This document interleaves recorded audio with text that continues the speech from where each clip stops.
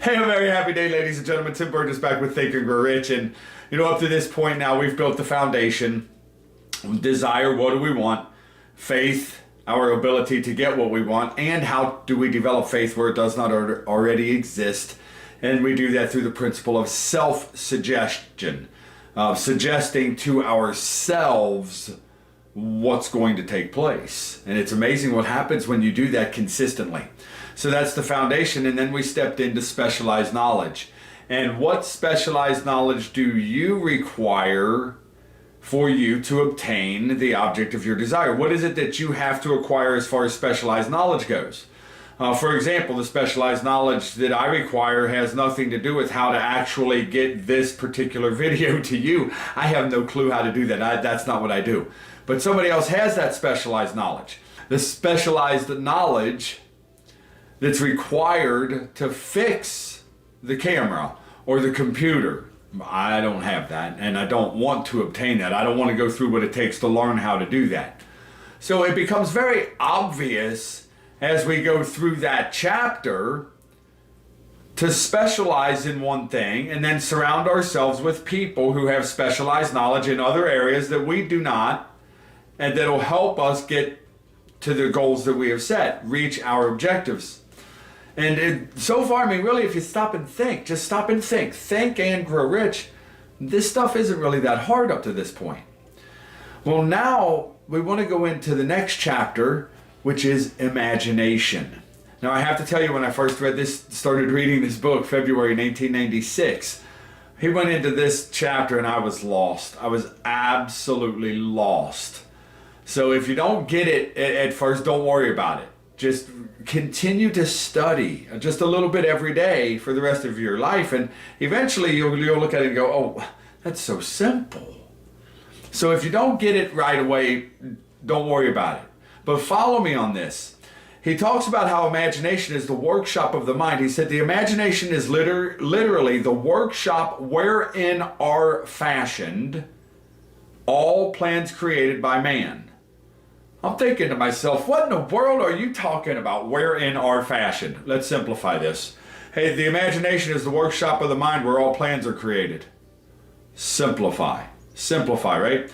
He says the impulse, the desire, that desire you have, that desire is given shape, form, and action through the aid of the imaginative faculty of the mind. Now remember, he said if we will develop the faculties of our mind, we can literally create or attract whatever we want or its equivalent without violating the rights of others. Well, imagination is one of those mental muscles, one of those faculties of the mind. So here's my question, and I want to start this way right away. I want you to think. When is the last time you really used your imagination? And most adults don't. Let's just be brutally honest. We watch a 5-year-old or a 7-year-old, little boy or little girl, doesn't matter, and their imagination is flying all over the place. They're pretending just in an awesome manner. But then we get this thing called responsibility, and we must be responsible. And then, of course, we are worried about what other people think of us, so we don't use our imagination as much, right? So I want you to think about this for a minute. I don't care what your last name is, what personality type you are, but I want you to think about a little child. A 5-year-old. Let's say a 5-year-old little girl, and she's sitting on a stool. And she's sitting on this little chair, and she's just in the middle of the living room, and she's pretending and having fun. And she's doing one of these, and she's just reaching down, and you look down, and there's nothing there but the carpet. There's nothing there. However, this little child keeps reaching into the carpet and then licking something off her finger. And you walk by and say, oh, honey, hi, what are you doing? And this little girl just looks up and says, oh, I'm having some chocolate from the chocolate stream. Do you want a bite? What might you do? Now remember, it's a 5-year-old little girl. Put yourself in that position. And she said, it's some chocolate from the chocolate stream. Do you want a bite? What might you do? Now, here's what I know none of you will do. None of you will go, you stupid little kid, there's no chocolate there. You won't do that. I know you won't do that. You know you won't do that. Some of you and most of you will absolutely sit down next to this child and you'll have some chocolate from the chocolate stream. Now this child's just simply using her imagination, the mental faculty that we've all been gifted with at birth, that most of us have put in the closet and cover it up and forget about it because, oh my gosh, if I use it, somebody might think I'm nuts. They'll criticize me. But I want you to think about this. You would praise the imagination in this little child, and you would want it to continue. You would want it to continue. You don't want the imagination to be lost. But now I want you to put yourself in this scenario. You're walking into a store and you see me sitting on a curb. Man, that's good. You look down, there's nothing there. There's nothing on my finger. Sir, are you okay? Is what you might say to me. Say, of course I'm okay. I'm having some chocolate from the chocolate stream, man. You want to buy it? What do you think of me? Yeah, go ahead and say it, batshit crazy, nuts, straitjacket, 911, over and over and over, right? But here's what I want to point out to you. You praise the imagination in the child who's doing the same thing, right? But we belittle the imagination in an adult. However, that imagination in the child would never produce the camera that's recording me or provide the internet and all this other stuff that allows you to look at this thing. So why in the world are we belittling anyone's imagination? Why don't we do this instead? Let's journey beyond our own perception, the limits we've put on this game of life. Let's go beyond that for a minute, because remember, the guy who discovered that we could actually transmit through the air without the aid of wires, in other words, wireless communication. I know it's a new thing, you just heard about it. His buddies put him in a hospital, a psychopathic hospital, because they thought something was wrong with him. He simply opened himself up and allowed his imagination to blossom. Where is yours? Fair question. Fair question. You think about that little analogy. Now, if I were sitting on a curb doing that, okay, I get it. There might be something wrong with me, but I think you understand what I'm trying to point out. The next time your buddy, or an adult buddy, or something like that, a friend, acquaintance, whatever it is talking in a very imaginative way, don't put it down, don't belittle it. It very well might be the next major invention. Remember, some of you will remember this. There was a person who got extremely wealthy financially, selling a pet rock. Remember? A pet rock. No. Think about that. That is so, and it's true. For those of you that may not know what I'm talking about, go look it up. A guy created this idea of a pet rock. He sold you a rock as a pet, and he got extremely financially wealthy. Okay? It's been said that we can create anything which we can imagine. Napoleon says this, remember, 1937, of all the ages of civilization, this is the most favorable for the development of the imagination, because it is an age of rapid change. What in the heck are we in today? Aren't we in rapid change? Wake up, people. Come on, man. On every hand, one may contact stimuli which develops the imagination. He says this, through the aid of the imaginative faculty, man has discovered and harnessed more of nature's forces during the past 50 years than during the entire history of the human race previous to that time. I was 1937 previous. I want you to think about what we've done in the last 50 years. Let's go back 55 years. That's where my memory is anyway. We've landed on the moon. A little company called Amazon. A little bitty company called Google. A little bitty company called AOL. Oh yeah, that's right. The first cell phone call was made. And look at the difference in the cell phones, smartphones between, say, 1973, I believe the first call was made, to today. I mean, do you remember the bag phone? You had to have a suitcase. So, I mean, look at the advances. All because an adult was not afraid to use their imagination. Where's yours? Get it out of the closet. Dust it off. Dust it off. Now, there's two forms of imagination. This is where he kind of lost me a little bit, especially in the beginning of my studying this material. Two forms of imagination? Really? What the hell are you talking about, Napoleon? Well, the imaginative faculty functions in two forms. One is known as synthetic imagination, and the other as creative imagination. And we'll go through synthetic and creative. We're really going to hit on the creative imagination. We're going to hit on in another chapter. So we won't drill into that one here, but we will in another chapter. So hit that subscribe button. Don't miss that thing. Hit the like, share, all that stuff, okay? Synthetic imagination says through this faculty, one may arrange old concepts, ideas, or plans into new combinations. So synthetic imagination is where we take just everything that has already been here and we rearrange it into a new combination. Now, synthetic imagination was used in the creation of the synthetic light bulb, or the incandescent light bulb. That was synthetic imagination that was used in the creation of the incandescent light bulb. Huh? Now, it took me a while to understand that, but think about it, it was.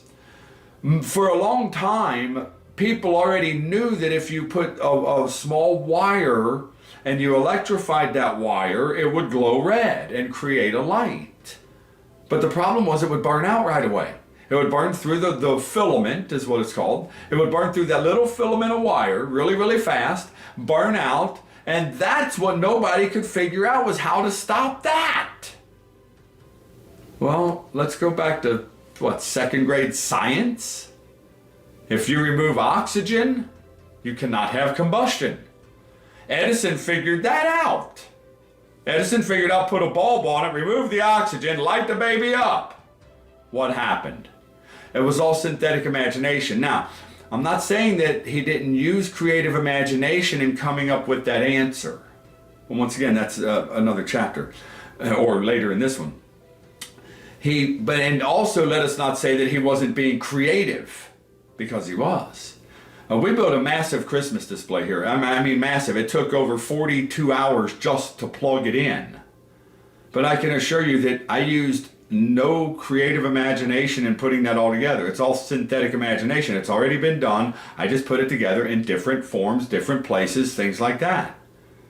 So when we understand that, we go, oh, okay, I get it. He talks about how this faculty creates nothing. It just merely works with the material of experience, education, and observation with which it is fed. In other words, it just works with all the material that we have here already and rearranges it. Every song you've ever heard, it's just synthetic imagination, rearranging the notes, the words, the melodies, harmonies, things like this. That's all it's really doing. I'm not saying they're not being creative while they rearrange it, but it's the synthetic imagination. He says the creative imagination, through the faculty of creative imagination, the finite mind of man has direct communication with infinite intelligence. It is the faculty through which hunches and inspirations are received. He says it is by this faculty that all basic or new ideas are handed over to us. Huh? Through the faculty of creative imagination, my mind has direct communication with infinite intelligence. Wrap your mind around this for a second. That means you and I are directly connected to God, if you want to use that word. And he calls it infinite intelligence. He wants to be politically correct in 1937. He says it is through this faculty that thought vibrations from the minds of others are received. It is through this faculty that one individual may tune in or communicate with the subconscious mind of another. Now, I'd be willing to bet at one point or time in your life, you have gone to call somebody, text somebody, or email somebody, and boom, there was a message from them waiting for you. I'll date myself. I vividly remember this. At one time, there was actually telephones on the wall. I know some of you are going, huh? Yeah, it was on the wall. There was a telephone on the wall, and you picked it up, and it had actually a cord from the handset to the actual telephone. And some of them were so old, you had to do one of these rotary dial things to dial the phone, okay? But I vividly remember a couple of points in my childhood where I would go to pick up the phone to call my friend, and they would be there. The phone didn't ring. They were calling me, and I was calling them. And when I realized what the heck he was talking about in this book, and then I put two and two and back together and realized what happened as a child, I went, oh my gosh, he is absolutely valid in what he's talking about. There's no question about it. He says the creative imagination works automatically in the manner described in subsequent pages. This faculty functions only when the conscious mind is vibrating at an exceedingly rapid rate, for example, when the conscious mind is stimulated through the emotion of a strong desire. Through the emotion of a strong desire, it'll work for you. What is your desire? We're going back to the 6 steps in chapter 2. Oh, by the way, we're going to do that many times through this book. He'll take you back to the 6 steps. Are you doing it? I had a mentoring session with a wonderful individual this morning. The first of that, and he's kind of not in the right frame. So where's your 6 steps? Oh, better work on those. Better get them done. And read the story. Ladies and gentlemen, think about it. That 6th step is so simple. Just read it over and over again. That's exactly how we can stimulate ourselves. And we can stimulate ourselves with that emotion from that strong desire. So make no mistake, there's 2 different types of imagination. You can be creative in using the synthetic imagination, but that doesn't necessarily mean we're using the creative imagination. So make sure you hit the subscribe button, hit the like button. Do me a favor, go out to all the social media outlets, like us, share us, do all of that stuff for us. We greatly appreciate it. We truly believe that by sharing this material, we can help millions of people enhance the quality of their lives. And that's what it's all about for us. That's truly why we're here. As always, I want to thank Joe. Everybody say thank you to Joe. If it weren't for Joe, we wouldn't be here. And truly, it's Joe's stimulation and Joe's ongoing support that allow us to be here. And I greatly appreciate that man beyond what any words can say. So thank you, Joe.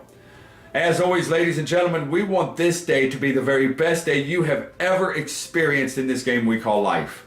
Yesterday doesn't matter. It is ancient history by now. Tomorrow isn't here. It doesn't matter. But right now, today, you can do something with this day and allow it to be the best. So please do so. Tonight, when you put your head on a pillow, please do so with a mind full of peace. Remember, calmness of mind is one of the beautiful jewels of wisdom. And may God bless each and every one of you. Have a fabulous day.